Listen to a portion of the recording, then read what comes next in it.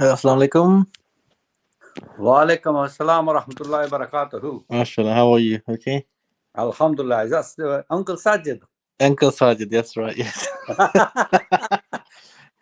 I'm not. I'm an uncle. The reason why I'm an uncle is because I've just got nephews. That's all. And so lots of people. Sorry. Yeah.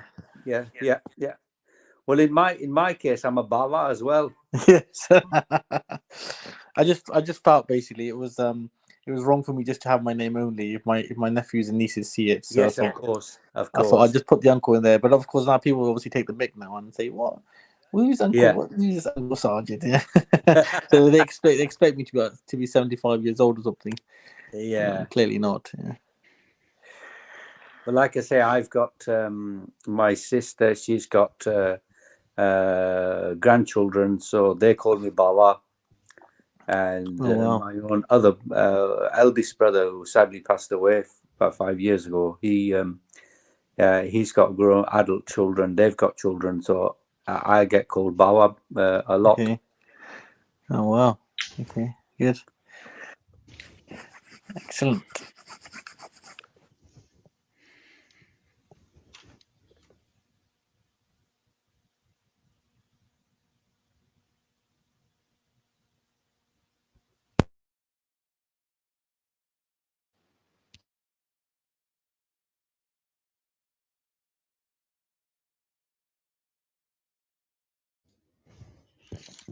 Assalamu alaikum.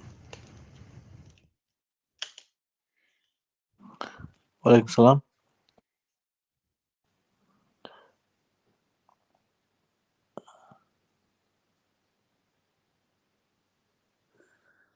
Yes, Afroz by wa alaikum assalam wa rahmatullahi wa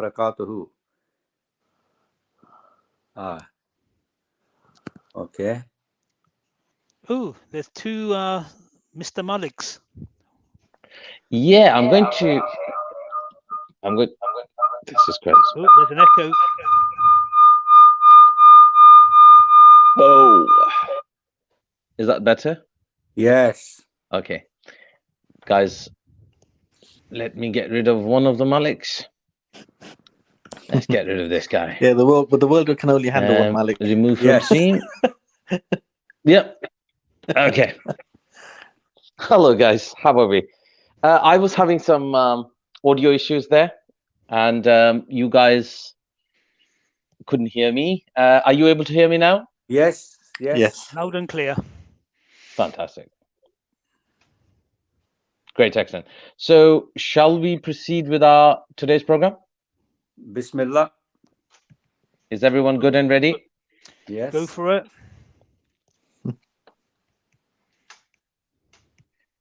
Okay. Right. I don't know whether this is the issue on the sound is on my part, because your audio seemed to have been perfect before I joined in. So I'm going to begin with the program. Hand it over to you, guys. So our today's discussion are these growing sentiments that we have been experiencing, whether it's friends, maybe even ourselves, where the changing circumstances within Europe, economically and various other kind of aspects, which are kind of almost making us think that do we want to return to the countries, to the origin countries of our parents. So I'm going to try to take more time from you guys to kind of a discussion on this. So I'm going to begin with Aurangzeb Iqbal. If you would like to come in and give us your view, have you kind of contemplated this? I'm sure you would have come across people. I personally haven't, but I'm aware of people who are investing heavily, certainly in Pakistan, and there's a huge number of people from the Indian diaspora who are investing in India. And if you remember, when our first generation parents came, my father, may Allah bless his soul, came into this country in 1961. And at the time, he came as a young man only to come and work for a few years, earn enough money and go back. And that was the thought process up until probably early 70s. And even then, people of the first generation certainly felt that their time here in this country was going to be limited. regardless of the fact that they had British nationalities and British passports. And if you remember, the first generation Asians, whatever they earned in this country, did not really invest here apart from the houses that they owned, and all the other surplus money was sent back to country of origin to build a house, to help their immediate and extended families. And then we're now into sort of third and fourth generation. And obviously by the third and fourth generation, to a point, feel very, very assimilated, very, very comfortable here. But then you see the type of hypocrisy that we've seen and the glass ceiling that we often see. We have made enormous strides in terms of education and professions and vocations in this country. I think the first generation would rightly be proud of the fact that we've got Sadiq Khan as the Lord Mayor of London, the number of MPs that we have, the number of doctors we have, the lawyers, engineers, and so on and so forth we have. But even then, if you talk to all those professional people, there is still somewhat a glass ceiling. And you often see it in the media, especially in the comment section, where there's an underbelly of prejudice and racism and bias against certainly more and more against Muslims. So the other thing, the other way to think about it is that if you look at Europe received its renaissance from Islamic Spain. So they picked the very best from Spain, the arts and the literature and the sciences and astronomy and everything, brought them to Europe, and that was the renaissance of Europe from Islamic Spain. And I feel now that the reverse is going to happen, that we've come here in this country. Again, we plan, you plan, we plan, but the best of plan is Allah subhanahu wa ta'ala. We've come here in this country, in Europe, in America, in great numbers. And now even a mini exodus would have a profound effect on those countries which are crying for inward investment, and a better education and infrastructure. So there's a huge amount of money. It's an untapped market. Whereas in this country, you have to really, really dig deep to find your market.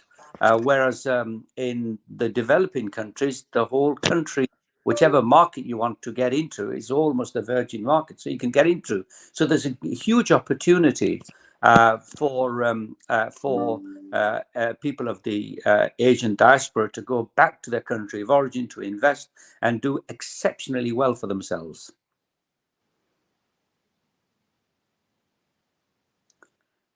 Hello?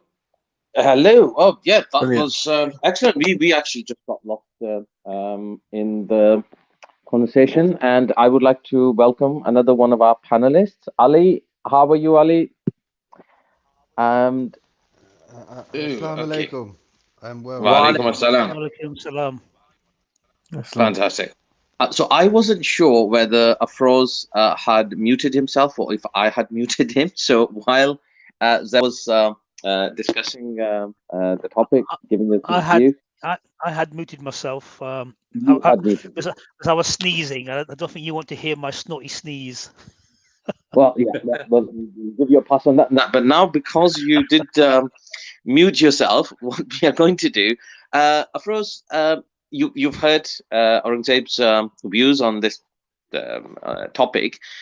What is there something you would like to add to this in terms of something that you've experienced? I'm quite intrigued by what Aurangzeb Bhai has said. Alamgir, Alamgir Bhai has said, because obviously coming from the Bangladeshi community, I'm not that familiar with the Pakistani community, other than obviously the friends I have and so forth, and we don't really talk about this particular subject in any way. But so I can't really comment on the Pakistani community. But I know on the Bangladeshi side, in many ways, it's actually probably the opposite, and that could well be because in Bangladesh we don't really have a democracy anymore. And Pakistan maybe does have that, and basically anyone who says anything negative in Bangladesh against the government, you disappear.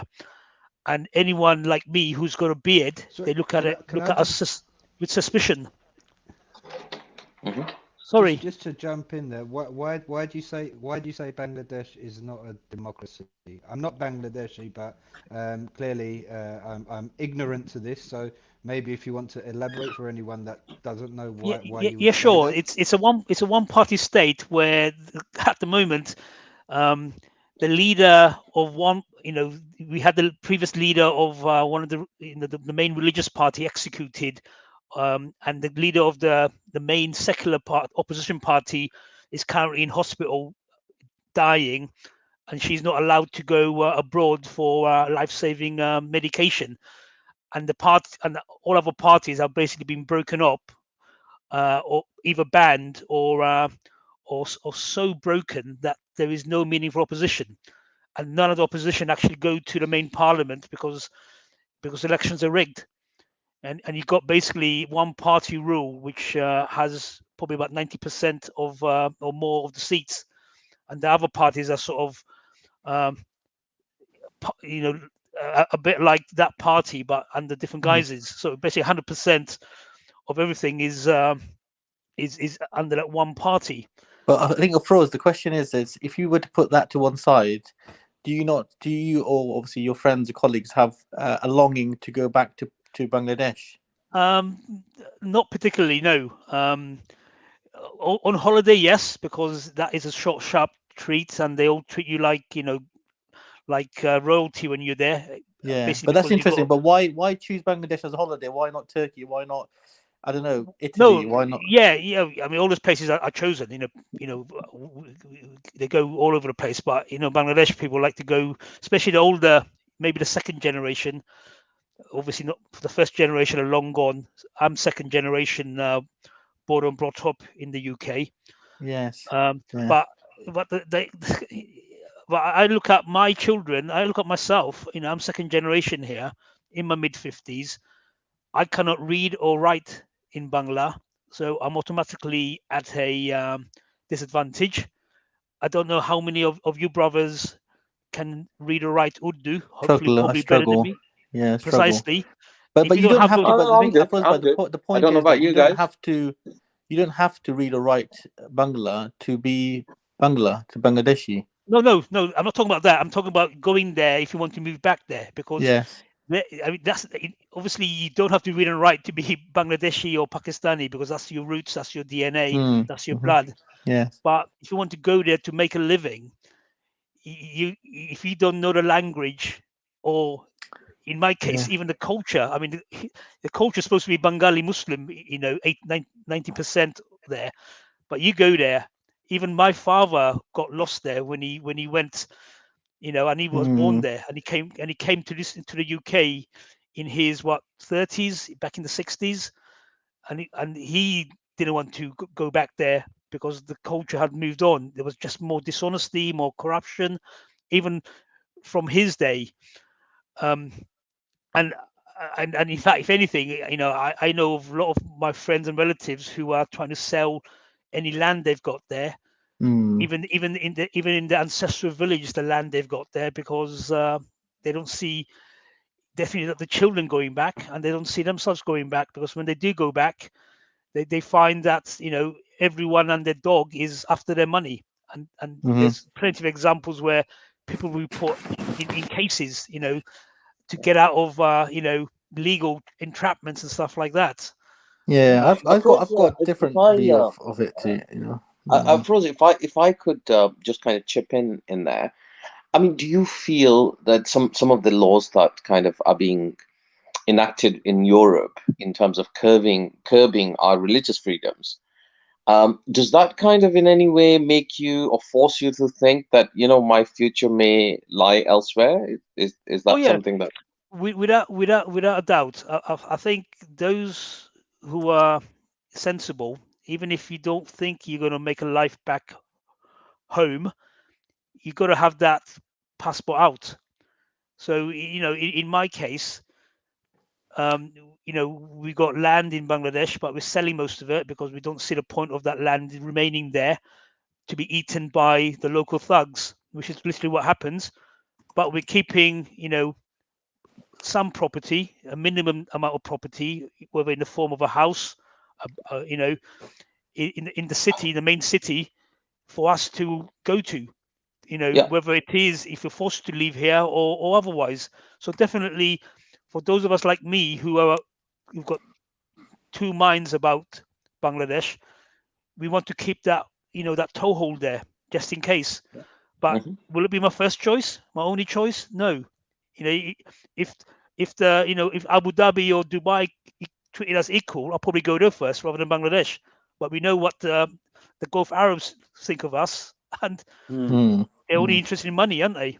Yeah, Zamora, if I can interject, I mean, you're very, very up with the politics in Pakistan. And what's the view of the Pakistani government in making it easier for people of Pakistani origin wanting to invest in Pakistan and enticing them to invest in Pakistan and to move back to Pakistan? Yeah, well, Imran Khan, since he's come in, and he has enjoyed a great deal of support from overseas Pakistanis, and he has made some tremendous kind of strides in making it easy for the Pakistanis who want to come back home. And as Afroz mentioned, the common problems persist in our countries, Bangladesh, Pakistan, and India, where land is confiscated and it's quite tough. So he has brought in a couple of laws to help those people, to give them some special privileges, because Pakistan's foreign reserves, and the money that kind of flows into Pakistan is overwhelmingly kind of dependent on the overseas Pakistanis. So he has made it a lot easier, still within the kind of process of um, making these laws kind of to be implemented without having to kind of go through the bureaucracy where there is corruption. He has, and a lot more people, as I have seen, have kind of now considered investing back in Pakistan with a view to eventually move back. So I am seeing more and more of that. And I think the credit goes to Imran Khan. He has also worked to provide voting rights to the overseas Pakistanis. That was something that was opposed very strongly by all the opposition parties, because they realize how much support Imran Khan enjoys from the overseas Pakistanis. So yeah, my experience in terms of Pakistan, I believe that they're moving in the right direction to try to create an It atmosphere. may well be some of them, may be just anecdotal evidence, but I've spoken to a couple of people who've recently visited Pakistan, and they were very, very euphoric about the strength of business in Faisalabad, and indeed in all of Pakistan. That it's very, very difficult to find skilled people. There's a dire shortage of skilled people in a population of 200 million, where everybody purportedly wants to leave the country to go abroad. And there's a dire shortage of skilled people for the industries that exist, which are flourishing. Yeah, it's interesting. You're both saying that, and I think the key thread that goes through what you're both saying is the political situation. You know, Imran Khan, the Tehreek-e-Insaf party, you know, they are encouraging, you know, um, overseas Pakistanis to come and invest. We're not seeing that in Bangladesh. It's a cronies, you know, it's a cronies, and if anything, the Bangladesh government sees overseas Bangladeshis as with suspicion, Right. because they are very militantly secular. They can't secularize the overseas Bangladeshis, and they see overseas Bangladeshis as being too religious. Right. And that is part of the problem. And that is part of the problem. You know, I've got relatives. Obviously, I've got many relatives in Bangladesh, and no one likes the government, but yet they get voted in every 4 or 5 years. How does that happen? But they will never speak against the government outside of the house. They'll speak to me or Batiza, you know, Yep. or Bagna. You know, this is the situation. They and you know, they don't grow beards because of, as soon as you grow a beard, they think, oh, you're one of those. What is called a razaka. Zambai would probably know that phrase, razaka. Yeah. That was a phrase used at the time of the 1971 civil war between East and West Pakistan. Razaka was used for the religious elements who sided with Pakistan, i.e. the Mullavis, the ulama, and I it was think like that. this is So I think this is where we see the crackdown on Jamaat-e-Islami Definitely. leaders. And so not I think, not only Jamaat-e-Islami, any religious group, have to talk very, very carefully. Even the apolitical Tabligh, they've been hit on the head hard because they, a few years back they were protesting about blasphemy and about X, Y, and Z, and they've basically been battered around, so that anyone with a beard cannot say anything. And even someone like me who is reasonably religious, when I go to Bangladesh, they all look at me saying, "Oh, mashallah, you got a beard." I'm thinking, why should I say mashallah, I've got a beard in a Muslim country? It doesn't make sense. They're probably saying you're a brave man. Precisely. It's a jihad in itself, of course. So Yes. what I want to do, I want to come to Sajid and take his view on this, and then we'll move to Ali, and hopefully we'll kind of continue this conversation, some cross questions within that. So Sajid, would you please like to come in on this? Yeah, I think my view is that I didn't throughout obviously living in the UK since being born here, I've never really experienced racism per se, and I don't know why that is, to be honest. There's nothing fancy about me really, and we get, of course, the odd racist that happens, of course, but I don't know why. But I think from my perspective, the social mobility wasn't a problem. Being able to obviously get jobs and do whatever wasn't a problem. And of course you do find, as Rosenberg has said, that you have lots of discussions around the dinner table, especially after this borders bill that went through, that more and more people actually are emigrating to Pakistan. And but my view is basically, because I've been to Pakistan a few times, and it's a culture shock for me. I'll give you one example. When I was 14, I think, when my parents were alive, we went back, and we used to travel back every couple of years. So we went to there's a village basically called Batal, which is about an hour from Mansehra. It's about 3-4 hours from Islamabad. So we went there, and we got there pretty late. It's a small village, went to sleep, woke up the next day. And the first thing I noticed, I can remember this vividly, is people just walking in and out of the house from the front and from the back. And I asked my dad, I said, does nobody knock around here? And did you live on a roundabout? Yeah. So he said, my dad said, no, son, this is not the UK, everybody's houses, it belongs to everybody.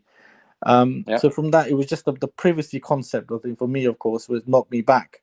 And then the interesting thing is, we talk about going back and the reasons for going back. The question is what are we actually going back to? Because my experience of going back to Pakistan, be it only limited for a week or 3 weeks or for a month at a time, is that when you go to the cities, especially the cities, you find that people talk Western, they walk Western, they dress Western, and they want to travel to the West. So you're thinking to yourself, hold on a second here, I'm coming here because actually I really like this country and it's nice. But at the same time, the place I've left, the UK, it's here. You're surrounded by McDonald's and Pizza Hut and Domino's. Yeah. Domino's and the likes, and then they have the audacity to call me a farmi chicken, basically. There's two types of chickens. Yeah, you got a farmi chicken, you get desi chicken. So desi is like a hen, right? And they call me farmi because a farmi is a very straightforward, simple. Yeah. Yeah. And I'm like, okay, maybe I'm simple, yeah, because I tell the truth, maybe, and I'm straightforward because I don't know how to basically run rings around We people. know the word is, I think, jalak.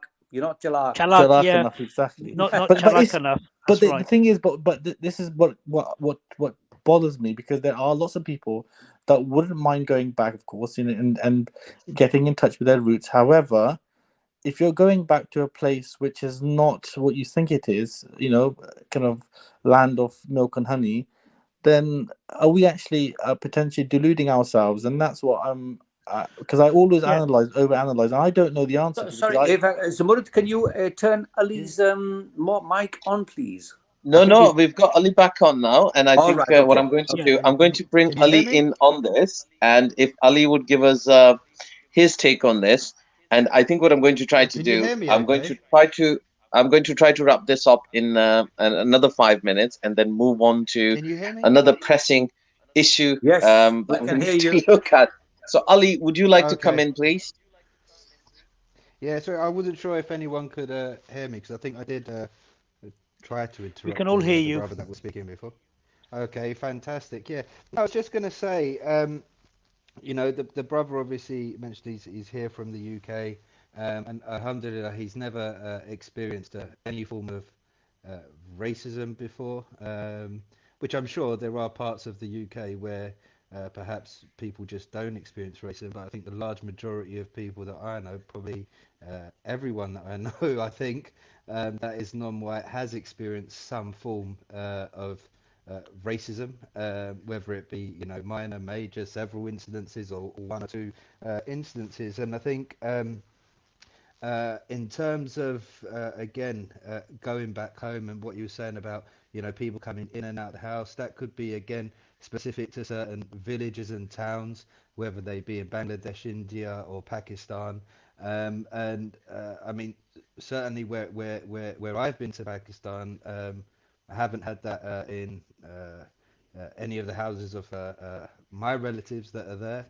Um, and But again, you I do, mean, do do you go I back to a understand. city, or do you go Go back on. to a village? Ali, do you go back to a city, or do you go back to a village? Because I Yeah, think it's near. No, yeah, Lahore and Islamabad. Yeah, city. yeah. So I think that's slightly Yeah. different. Sajid Bhai was saying, I think he was referring to the ancestral village.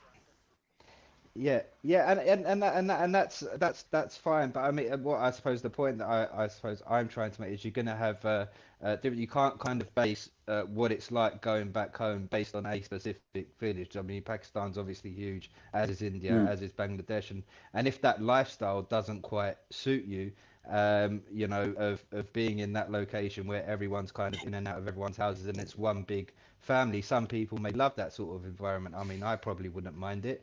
Haven't experienced it, but I don't think I'm not sure if I would mind it or not. We all like But our Ali, privacy, just a I quick guess. question, Ali, if I may ask a Go on. question. If you're going back to the cities, for example, and the cities obviously replicate basically what we have here in the UK. Yeah, and I was going to come on to that.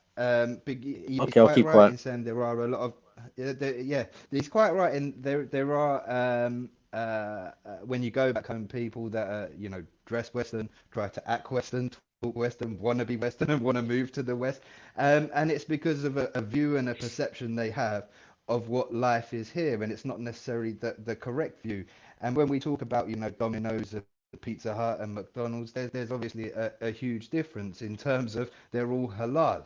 Here, that's not the case. So you can if as a Muslim, you can freely kind of eat from wherever you want, wherever. It's one of the things that I enjoyed, I suppose, most about my time in Dubai is you don't need to be worried about where you're eating from and what you're eating.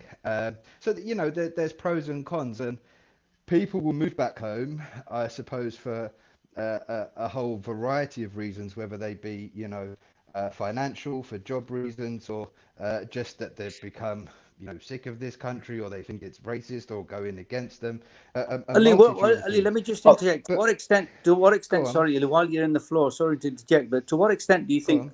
Muslims, especially, are influenced by the LGBTQ plus teachings in the schools?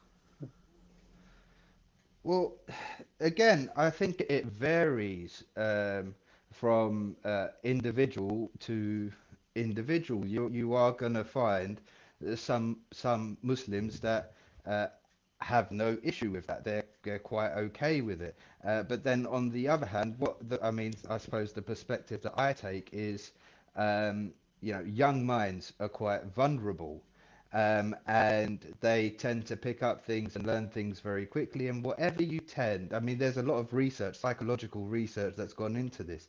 Whatever you feed in to the mind of a child, particularly, at the age of 5, 6, 7, 8, it's likely to stick with them for life. And so, kind of feeding minds of that age and letting them know, like for a young boy, for instance, that it's okay if you want to grow up and be a girl and dress like a girl, and vice versa for girls. I mean, I don't necessarily agree with. Now, these things clearly they happen in our world. They need to be taught. People need to be educated about them. They need to learn about it. But I would say that's something more that should maybe be discussed when they're at secondary school or older, when they're old enough to understand. There's a lot more things that we can be teaching our kids at the age of 5, 6 than to be teaching them, I think, about things like this Yeah. essentially. So, So, Ali, I would just like to come in here. I mean, could it be that you could have two things that you would look to kind of take into calculation? One, that could Europe be kind of enacting laws that could make our freedom, religious freedoms, kind of restraining them.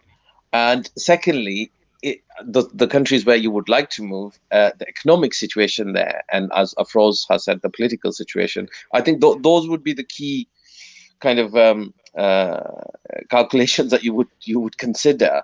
yes, And because correct. I want to like wrap this up now very quickly, am I safe to assume that yes, in principle, in your mind, it may sound really good to kind of return, but Mm, the ground mm. realities are such that It's a it's not fantasy, something. isn't it? Yeah, it's a It's fantasy. At the it's moment, a it No, seems. difficult no, one. no. Yeah, Well, I mean, no, not necessarily. Sorry, go on. Did someone else want to speak there? No, carry on, Ali. Carry on. well, Yeah, no, I think not necessarily. Again, I think it's down to individuals. And when you ask the question about, the UK or Europe enacting laws that may make life difficult for Muslims living here, it's already happening. It's already happening. When you've Yeah. got this LGBTQ lessons being taught to kids of 5, 6 years old, when you've got these hijab bans going on, when you've got halal meat being banned in Belgium, France, Netherlands, well, I don't think France have done it yet, but Belgium, Netherlands, and I think there's one or two other countries in Europe banning halal meat. You can't eat meat. You can't wear a headscarf. You can't, do certain jobs if you're wearing a headscarf. It's already happening. And our freedom of speech and expression is limited to some extent as well, opposed to other people in terms of the things that we want to express, the things that we want to say. We're not necessarily allowed to. So when you ask that question, it's already happening. And then when you talk about political and economic issues back home, yes, they're there and they are huge, and they're massively off-putting for any investor, for anyone that wants to move back.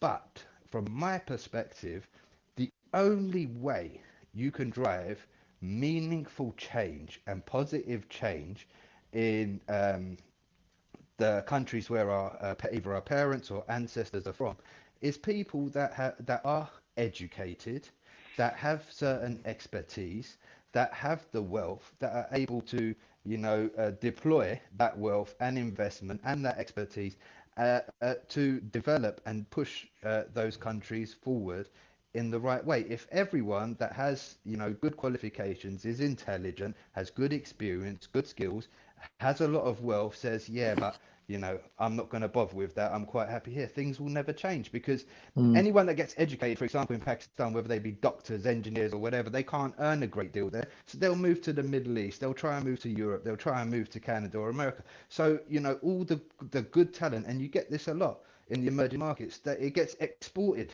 to, Yeah. Western mm. nations. And that's why these countries can never move forwards. And we need to start looking at it a different way. I know you're keen to move on, but there was the side that I wanted to bring onto this is Islamic perspective that I'm not sure How many people are really aware of this? So I just wanted to read just one quick a couple of or one quick verse from the Quran about what it says about living in lands that are essentially non-Muslim lands. So it says, verily, as for those whom the angels take in death, while they are wronging themselves, as they stayed among the disbelievers through emigration, though emigration was obligatory for them, they, angels, say to them, in what condition were you? As in what condition were you when you were staying in these lands? Why did you stay there? And they and the people, as in us, will reply, we were weak and we were oppressed on the earth. And the angels will say, uh, was not the earth of Allah spacious enough for you to emigrate therein? Such men will find their abode in hell. What an evil destination. Mm. Now, this is Surah An-Nisa, so chapter 4, ayah number 97.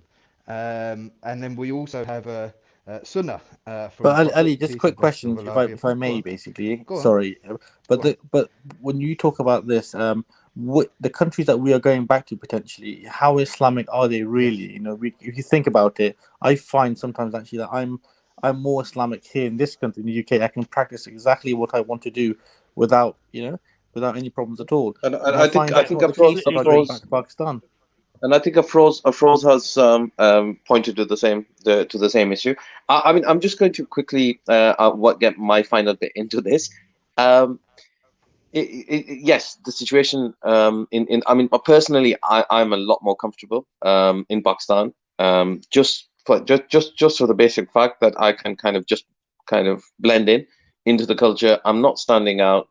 In terms of religious freedoms Bangladesh, there is an issue within Bangladesh, kind of trying to keep it secularist, and so yeah, they face this. But within Pakistan in particular, I think you have a lot more. I think more freedom than you should have on the religious side.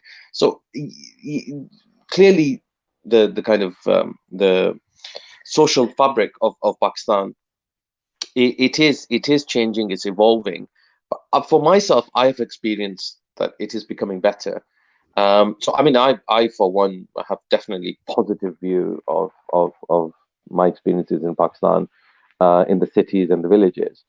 But yes, definitely, as you've as Afroz has mentioned, that yes, you do find people who, whereas you want to be kind of become more in terms of your lifestyle, you want to kind of adopt more Islamic values, whereas those are kind of craving for the Western values. I think, as Aurangzeb has said, craving more McDonald's and the KFCs. So yeah, you guys, please give me 30 seconds, 60 seconds of your take on this, and then we'll move on to our next topic.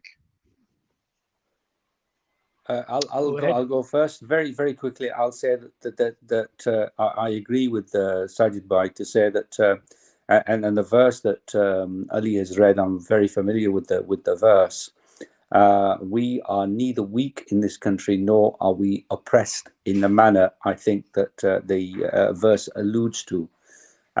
We have far more freedoms, as in fact there was a research done, and in terms of countries that run on Islamic principles, and the Western countries far exceed the Islamic countries that are in terms of humanity, caring for the poor, the social the benefits that we have, and so on and so forth. So we're hardly. But I think one of the things is that with this rising Islamophobia in Europe, and especially that the parents are worried for their children as to whether in generations to come, whether the marriage in fact is going to be the norm at all, whether they are going to get married, and what kind of families they're going to have. And we within Muslim communities now, we already sadly see a huge breakdown of marriages.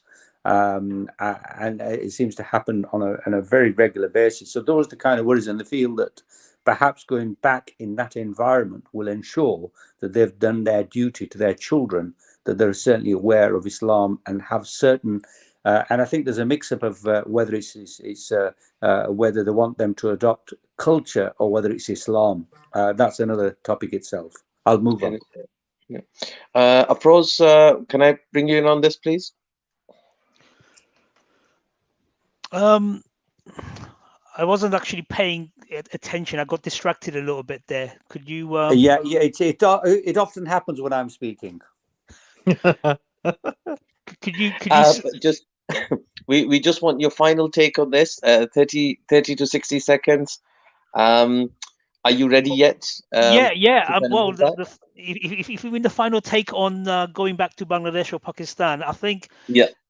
There will be an increasing movement for this. Definitely. I mean, we're seeing the more, the increasing anti-Islamic, anti-Muslim sort of movements across Europe, and laws that are starting to appear. It hasn't yet hit the UK yet. I mean, we're fortunate. Maybe I am, saying it too early, but we're fortunate in the UK that it's not as bad as, say, in France or Denmark or Belgium. And we've also obviously got the laws here against discrimination, which are still strongly upheld. But watch this space, really. Things can change rapidly, and we've already mentioned the LGBT plus issue, which is being shoved down our throats, whether we like it or not, and that is a concern. Our young people are going to be brainwashed if we're not careful, and we need to guide them.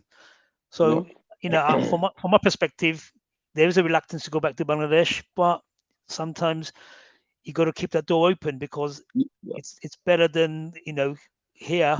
If here gets to the point of say France, what I'm hearing, what's happening in France is pretty appalling. Absolutely. Sajid Bhai, do you want to come in on this, sir? Yeah, I'd just like to say that I think if we invest our time and effort here by joining the political system and doing what we can here to make our voices heard and do our best to bring about a positive change, that's the way I think potentially to make a difference, really. And actually then and so it becomes a pro kind of like a pro Islamic country as opposed to the opposite, and I've been through Europe, and I can tell you, hands down, the UK by far is the best in Europe, if not the world, because I've traveled through Europe and other parts of the world through my work, and I've seen it. So I think going back to Pakistan, I think whilst we've gone back on holiday, it's not the same. Living there for a year, potentially more, then you'll get a true flavor of the country. As opposed to going there, for a week or two. Yeah, great. Ali, what would you add to that, sir? His mic is off. Ali, hello, can you hear need me? to unmute. Can you hear me? Yes, we can hear you now. Yeah. So just final point for me, just touching on what Brother Aurangzeb just said just then, is in terms of who should emigrate and who shouldn't. So there are three scenarios given by the scholars. One being clearly, if you're being oppressed, then you're unable to practice your faith, then it becomes obligatory for you to seek to move to another land, a Muslim land, where you can freely practice your faith. For those who it is not obligatory, are those who are sick and anyone that is weak, as in the scholars say women and children, and those who are of ill health that are unable to emigrate. And for those who where they regard it as mustahab, as in recommended, is those who can freely practice their faith in the country where they are, but they are also able to emigrate to a Muslim land.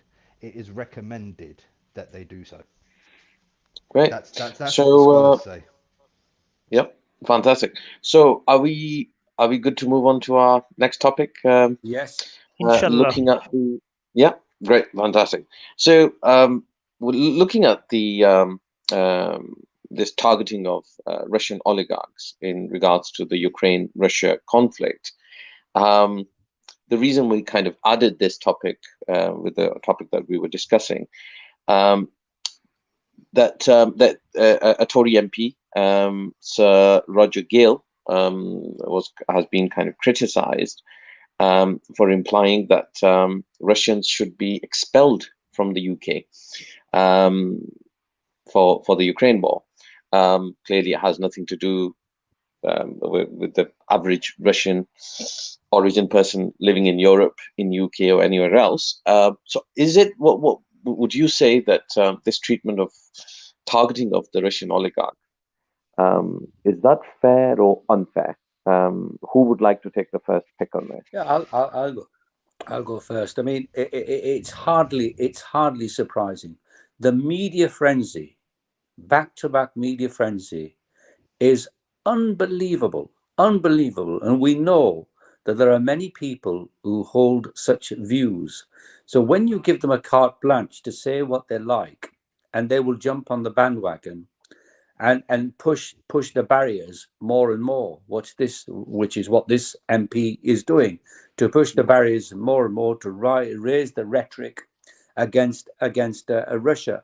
And one of the main things that has come through loud and clear on this occasion is the blatant hypocrisy of the West. Say, compared what Russia is doing to Ukraine and what Israel has been doing to the Palestinians over the last 74, 75 years. And they actually get paid to do what they're doing. And the Russians are being sanctioned. The hypocrisy is overwhelming.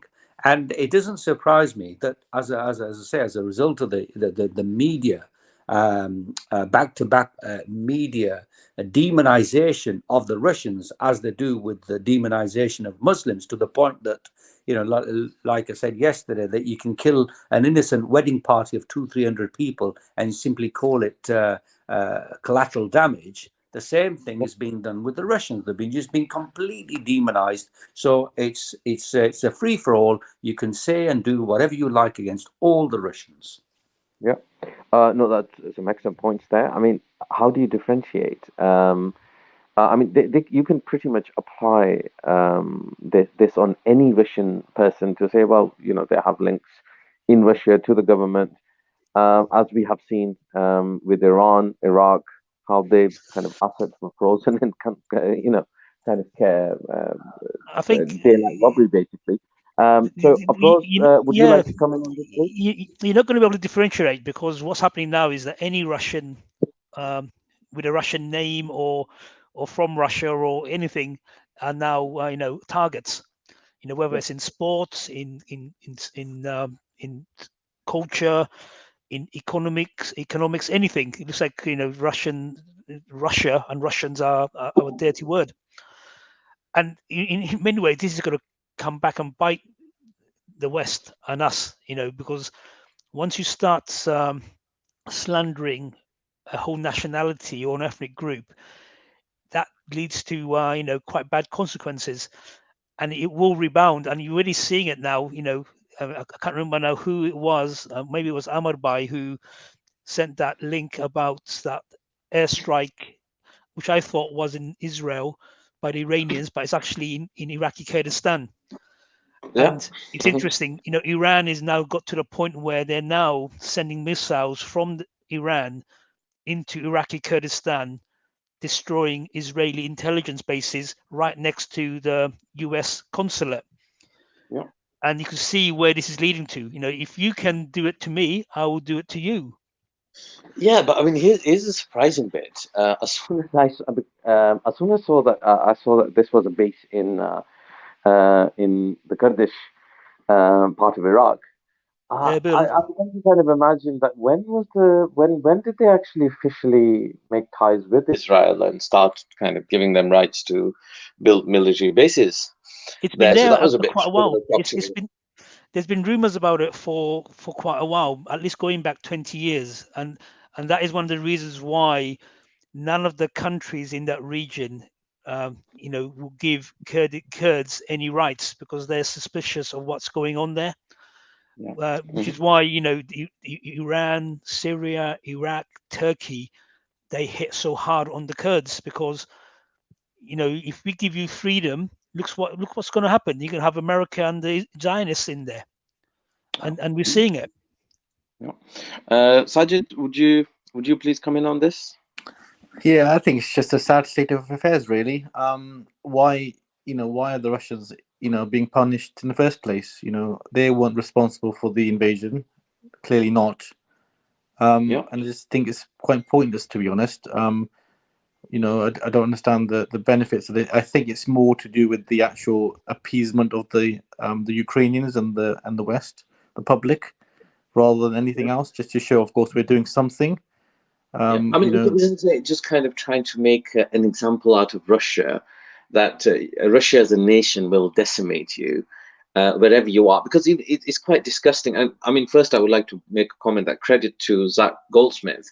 He came in favor, criticizing this Tory MP, to say that the Russians, it's they have nothing to do with this.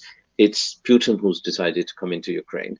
But there were talks on media, on television, targeting the kids of Putin's kids and oligarchs' kids. That's quite disgusting, to be honest. But yeah, Like I said, I think this is going to rebound because a lot of these oligarchs or a lot of these Russians who are being targeted, you can guarantee a lot of them don't like Putin. And if there's anything that's going to drive them into Putin's arms, is this sort of behavior. This is indiscriminate behavior where any Russian is suspect. They'll say, sod this, Putin is right. They hate Russians. I'll join them. Yeah. It's sometimes I just marvel. I look aghast at what is being done. Sajid, would you like to finish? Yeah, I was just going to add basically that I think it's clear that the US in particular are actually as not as strong as they used to be, because if it was 10 or 20 years ago, no way would this have happened. I think it just shows that they are weak, and basically they have potentially lost their that position in the world. And now I think the Europeans are probably thinking, now look, we need to actually get something sorted to actually stand up, because their big brother is no longer strong, the American, the US, and therefore they've got to sort themselves out, really. And I think that like I said, that Putin, of course, is basically going to see now an influx potentially of very wealthy Russians, oligarchs, coming back to Russia. And the question is if it's to do with money laundering, then there's a law for that, But let's not basically tarnish all Russian oligarchs as money launderers. And the second point I'd like to make is, sorry. Zamurud, can I say that the Russians may have their oligarchs, and we in our studio here have got our own oligarch. Yes. So on that note, Ali, so I just like to say, if I like to just quickly say that the point I'm trying to make is what is next, because I've got dual nationality. Does that mean I'm next on the list if there's a conflict that arises between the UK and Pakistan? With that new citizens bill, you're already on the list. Yeah. So we'll be an easy pick anyhow with being dual nationals. And the color of our skin, the color of Russians, you can't tell the Russians. Yes, that as well. So yeah, I think guys, anything else you would like to add? Because I know both of these topics, we've kind of just scraped the surface. I mean, these are the topics that really deserve us coming back, looking at them more in depth, especially the fact that for the Muslims in Europe, things are kind of considerably being made difficult. So that's going to kind of play on the mind. So yeah, in terms of the Russian oligarchs or businessmen, they're already actually facing discrimination from what I've seen in the US. The people have started threatening restaurant owners and various Russian businessmen. So yeah, it just shows that in this when the war has come to Europe, the standards have completely changed. I think Ali wants to come in. I think. No, Ali keeps muting himself Yeah, and then yeah, No, unmuting himself. yeah. So yeah, it's guys, just carry on. I think on Over to this, you, Ali. everyone's. Over to you, Ali. Just yeah. So if I'd like to say, I remember I think a phrase that was said a long time ago, and I'm not sure if it's been coined by the British, but the first casualty of war is The truth. lies. Is the Yeah, truth. absolutely. Yeah. The first casualty, I think, is the truth. Absolutely. Yeah. So here's a truth for you. Here's a truth for you. Go I on. think the only other person, other than probably Boris Johnson, that I've heard give credit to Zach Goldsmith today was you. So, but on the that was okay. No one got that joke. No worries. On the Russian oligarch thing, right? So there's two ways for me specifically for looking at this, right? The first thing is this is really it's a sickness that many people have in the West. That sickness being is making someone else pay for the crimes that another person committed. Right? It's a sickness that's been going on for many a year. It's a Western sickness. You penalize and punish another people for a crime that another people committed. So it's just wrong. But taking a slightly, looking at it from a slightly different perspective, we all know that when it comes to politics and politicians and government policy, predominantly it is dictated by the most powerful and wealthiest individuals in society. Therefore, by targeting the oligarchs and the wealthiest Russians in the world, they feel that they can then get them to apply pressure on Putin to do what they want him to do. My view is it won't work. But Hmm. that is the buttons that they are pushing, and that is why they are attacking, I think, not because they're racist or hate Russians. I mean, they're white as well. But they're attacking the wealthy because they know themselves in their own countries, they follow the orders of the wealthy, yeah. of So Ali, their own nation. So go on. so basically, what we're looking at that in war, everything is fair. You can target business people. You can target their kids. And I think that's what you've highlighted, that it's trying to target others, making us pay for someone else's actions. That's what we are seeing. Yeah, essentially, yes. And it's you can look at it as a game of chess. It's very, very basic chess, as in squeezing the wealthiest Russians to put pressure on Putin. But it's not going to work. And I mean, there's loads of assets that Russians hold here, the billionaires, loads of assets. And if the worst would happen, and they've got all these assets frozen, the British, the Americans, and other European governments, they just take their assets, and it's happy days for them. Which again goes back to this thing when we were talking about politics and economic conditions back at home. You need to think as well. There may well come a point in time where your assets, for nothing that you have personally done, can be frozen and taken away from you. So how does it So make could it any this, yeah. different? So Ali, I mean, could this be seen as the end of globalization? That businesses or The end businessmen, of, sorry, the end of. end of this free borders, end of globalization, where businesses would go out onto the other continents, and as we are seeing, for example, let's say if China came in, surely they would do the same, kind of freezing Chinese assets overseas. So would businesses or business people, would they be reluctant to go and invest abroad, seeing that if there's a conflict, all of those assets would be confiscated, and there's no rule of law to stop that? Yeah, I don't think we're there quite yet, right? But we are moving closer and closer to that direction. And I hate to say this, but yes, towards potentially another world war. God forbid that should happen.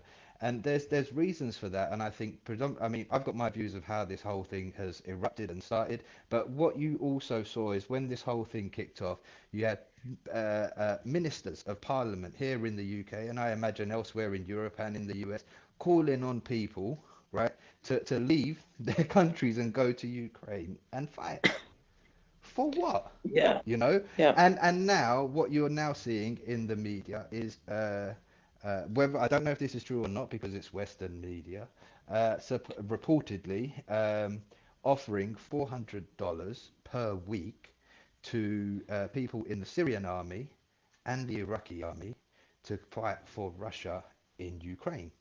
Now, when so this really, you're looking at a recipe for kicking off a world war Yeah. when you I mean, start getting let's not. Yeah. people I of mean, other let's. Yeah. nations involved. I mean, So, you know, and let's not forget that on American TV, one of the politicians called to have Putin assassinated. yes, that's Lindsey correct. Graham, he's a Lindsey nutcase. Graham, He's a Right? complete Yeah. yes. nutcase. I wouldn't be at all Well, surprised if he doesn't get assassinated by the Russians at some stage.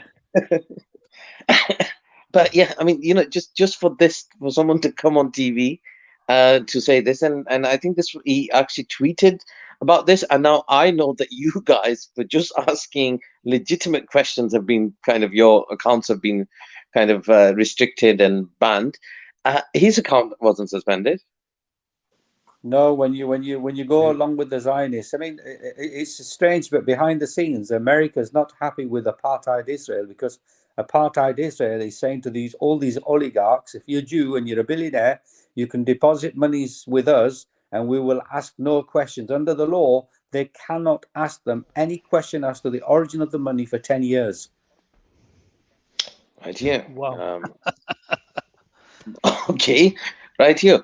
Yeah. But this doesn't apply to the Russians, the Russian oligarchs, No, then? there's a lot of Russians who are Jewish. Abramovich is Jewish. He's got a Jewish dual nationality, and very many others who are Jewish oligarchs who Israel is wanting to come in with open arms. And Israel isn't concerned that they still maintain links with Putin as long as they bring the money in, which is obviously causing a fracas with the Americans. No, that's a really And interesting point that you've raised. this is why I think the guys that are occupying Palestine have taken a very neutral stance, as in not being directly supportive of Ukraine nor Russia, even though they're the founders essentially of Zionism originate from Poland and Ukraine. But again, as you guys have already said, is you've got these billionaire Russian oligarchs, some of whom are, whether they be Jewish or Zionist, who knows, or both. And it's that lure of those billions of dollars flowing in to their country to support the crimes that they're committing. So it's kind of like, you've got money on the one hand, you've got historical alliances on the other hand, and it's just trying to balance the two, and I guess money So probably wins the day. yeah, so this hypocrisy seems to be getting bigger and bigger. On one hand, they're criticizing Imran Khan for not condemning Russia, and then we have the oligarchs who are actually connected to Israel. So in effect, Israel could be placed in the same category, but these guys I are think Well, connected no, to Israel. because I think we know Israelis Khan's only being slammed. Go on. Israelis rule America, as we all know, so they will never be condemned. Never be condemned for. I mean, they're openly encouraging the oligarchs to come and deposit their ill-gotten gains in Israel, and then, as you say, not only have they stayed neutral, they've in fact done more than that. They've actually, Naftali Bennett said to Zelensky to accept all the terms offered by Putin, and this is again in the public realm. Yeah. Can I just make a point about you were mentioning the situation between the hypocrisy. Ali by mentioned something about earlier on that we should be potentially going back and to Muslim countries, but actually this is a classic example of what are the Muslim countries Islamic countries doing to support Palestine in that neighborhood, let alone the world? Nothing. And exactly, this is what I'm Nothing. saying. So what is the purpose of Islamic countries? Not Where is that necessarily. I then? wouldn't Where is that necessarily say Islam? nothing. Yeah, whoever said nothing, I wouldn't necessarily say nothing. I mean, Qatar, for instance, have pumped billions and billions into Gaza over the years. So Qatar has been very supportive. And I'm sure that other nations locally there in the Middle East have been over the years Yeah, again, doing but what they No, could no, do. fixing the Ali, problem out, is with it? That's not respect, addressing with the issue. Hold The on. respect, issue is Hold on. sorry. with respect, they say the proof of the pudding is in the eating. What has changed for the Palestinians in the last 74 years? Yeah, The hold on. So settlement, hold illegal on. settlements are still continuing. Palestinians have been Okay, killed. hold I mean, on. I read the Israeli newspapers. One or That's two fine. We all Palestinians are know killed that. every single day. Yeah. So But I we all mean, know that, could and we it? can all see that, Mhm. right? We all know that, and But we can all see that, yeah. right? And these things are happening, right? So at the end of the day, you're talking about what can be done. So there's already been, what has there been, 3 or 4 wars since 1948? So the Arabs have tried. They've tried. But when you've got a might like the United States of America, there was, I think, when I can't remember when it was. Was it 1967, where the Yeah. Arabs, they took the initiative. It was all over pretty much until the It Americans was then came because the steaming in. And Americans gave the yes, so at the end of the day, when you look at the Gulf countries and you look at the Islamic countries, combined collectively, are they a power enough to take on? This is a question you need to ask yourself. The West, America with their 10,000 nuclear warheads. Russia's got about the same amount of nuclear warheads. And they've got huge, military, and and you just don't. So sometimes you need to be smart. You don't go and stand up to someone that is just going to obliterate you, right? When you bide your time, you wait your opportunity. And the way that I look at it is, at this moment in time, for any nation, be it Pakistan, Bangladesh, Saudi Arabia, Iran, whoever, to try and go and start bombing certain areas of Ali, it's occupied not that. It's not Palestine that. to try and go on. Abraham Accords. The Abraham Accords. There could have been something on the part of the Middle Eastern countries to say, okay, this is conditional upon Palestinians have equal rights. There's no mention of the Palestinians whatsoever. So what's the Abraham Accords all about? Have you read it? Have you read Yeah, it? I mean, I think the Abraham Accord we that deserves a full program, to be honest. And I think Aurangzeb raises a really good point there. The terms within this accord are just ridiculous. They just literally kind of given away the rights of the Palestinians, and at the same time said, "Yeah, come in, invest in our countries, give us help." And it's just ridiculous, that, to be honest. I'm sorry, As far as I'm gonna have to leave now. I'll let you guys carry on. I think we are probably all good to end the broadcast for today, Yes. until tomorrow. So luckily, we made it to day 2, and we shall see. Well, so much time has passed so very quickly. It's unbelievable. I just realised it's coming up Fantastic, yeah, brilliant. 10 past 10. So all credit to you, Zamurad, for hosting this fantastic talk show, and long may it continue. And thank you very much. I think it's thanks to you guys that this broadcast, every time it seems that there's a lot more to be said. So hopefully, I think let's keep working at this and try to cover as much as we can. Yes. All of you, thank you very much for taking your time out of your busy schedules and making Thanks yourself so much. available. Take care now. Thank you. Thank you very much. Take care. Assalamu alaikum. Wa alaikum assalam. Bye.